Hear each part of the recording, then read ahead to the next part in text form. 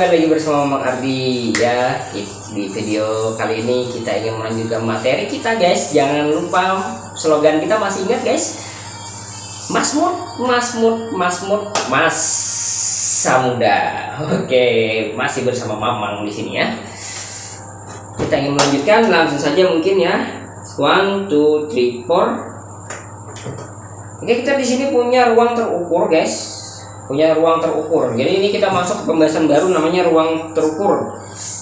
Apa itu ruang terukur? Kita langsung saja definisi 2.1. Diberikan himpunan tak kosong X dan sigma adalah aljabar sigma pada X, maka pasangan X dengan sigma disebut ruang terukur relatif terhadap sigma yang diberikan. Artinya ada kemungkinan sigma ini bukan satu-satunya aljabar sigma pada X ya. Nah, jadi pasangan X dengan sigma disebut ruang terukur. Jadi ruang terukur itu adalah X itu sendiri dengan dipasangkan dengan salah satu aljabar sigma. Nah, ruang terukur ya, kalau dilihat dari istilahnya ini sudah menunjukkan bahwa ruang atau himpunan yang kita definisikan ini bisa diukur. Nah, terukur itu kan berarti bisa diukur gitu. Nah, tinggal yang jadi pertanyaan bagi kita adalah bagaimana cara mengukur himpunan ini? Kemudian alat ukurnya apa? Nah, pasti itu ya. Ya apa pertanyaan yang sederhana yang pasti muncul gitu. Nah, kita lanjut saja guys. Diberikan X tahu ruang topologis dengan sigma adalah, katakanlah sigma adalah sigma tahu, serta X homeomorfik, katakanlah dia homeomorfik dengan R, maka homeomorfik ya. Oh iya. Jika X homeomorfik dengan R, tuh kan benar-benar nih, benar-benar kalian harus menguasai topologi guys. Ternyata jika X homeomorfik dengan R, maka pasangan X tahu dengan sigma disebut ruang Borel. Nah, berat ya. Kemarin kan kita sudah belajar tentang keluarga Borel. Kemudian sekarang kita akan belajar tentang ruang Borel. Nah, apa itu ruang Borel? Ya ini. Ya. Lanjut.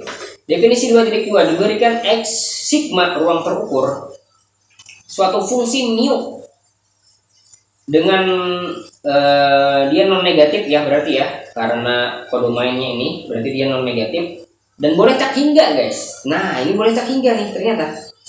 Dengan sifat mu kosong sama dengan 0. Kemudian jika EK dari satu tak hingga ini adalah barisan himpunan yang disjoin, maka ini disjoin pada ini ya guys ya. Ini subset dari X ya, atau subset dari sigma ya, subset dari sigma. Nah, maka mu dari gabungan EK ini sama dengan jumlahan dari mu EK. Oke, jadi aturannya seperti itu ya. Hanya ada dua. Ukuran untuk himpunan kosong adalah 0. Kemudian ukuran dari himpunan yang terpisah itu pasti akan merupakan jumlahan dari ukuran sih. Fungsi ya. Nah, itu. Ya ini disebut ukuran guys. Jadi oke. Fungsi mu ini ada yang kurang nih ya. Fungsi mu disebut ukuran pada X tentunya ya. Pada ini, pada X. Enggak pada X ya, biasanya pada X gitu ya. Ukuran pada X. Nah, yang relatif terhadap, jadi ini relatif terhadap terhadap mu sih, sigma ya tentunya. Nah, jadi oke. Pertanyaan tadi sepertinya sudah terjawab guys. Jadi X ini bisa diukur, alat ukurnya adalah mu. Nah, alat ukurnya adalah mu gitu ya. Dan dia ini berjalan dari sigma guys. Berjalan dari sigma sini ya. Jadi tergantung terhadap sigma yang kita definisikan. Seperti yang kita perhatikan, seperti yang kita ingat ya dalam kehidupan sehari-hari, yang namanya ukuran ya, misalnya ukuran panjang, ukuran luas, ukuran volume, ukuran jarak, itu pasti dia tidak pernah negatif, ya kan? Tidak ada kan jarak negatif 1, nggak ada kan. Jarak tuh paling kecil adalah 0 ya kan. Nah jadi ukuran yang kita pakai adalah kalau yang kita ukur tidak ada, maka kita akan dapati nilai ukurannya adalah 0. Kemudian kalau kita mengukur objek-objek terpisah, harusnya adalah ukuran dari seluruh objek tersebut adalah jumlahan dari ukuran dari setiap objek secara detail itu. Nah, gitu ya. Jadi terinspirasi dari situ, apa yang bisa kita dapat apa yang kita bisa jadikan alat ukur, yaitu fungsi yang memenuhi dua sifat ini, guys. Nah, kita di sini dilambangkan dengan mu. Terserah mau mu-nya apa, pokoknya kalau memenuhi dua sifat ini, maka kita bisa ambil fungsi tersebut sebagai alat ukur, ya. Nah, kita di sini punya contoh, diberikan x sigma ruang terukur dengan sigma adalah 2 pangkat x. Suatu f dari x sampai 0, dari 0 sampai terhingga ya, dibentuk mu e sama dengan x anggota e x. Nah, ini ya. Ini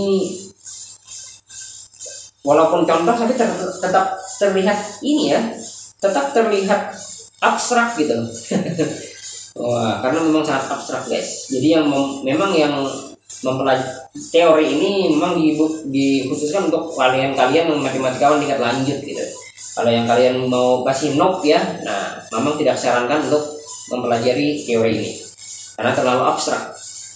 Pasangan x sigma mu dinamakan ruang ukuran. Bedanya yang tadi dengan yang tadi, kalau 2 saja ini disebut ruang terukur, tapi kalau 3 x mu x dipasangkan dengan sigma dipasangkan dengan mu, 3 ini dinamakan ruang ukuran. Ya bisa. Nah, contoh counting measure ya, fx sama dengan 1. Nah, ini fx-nya ya, fx yang kita ini nih. Nah, yang ini nih, fx yang ini ya. Ternyata counting measure. Kita akan buktikan bahwa bisa nggak ya? Counting measure itu kita akan buktikan kalau counting measure itu adalah ukuran ya.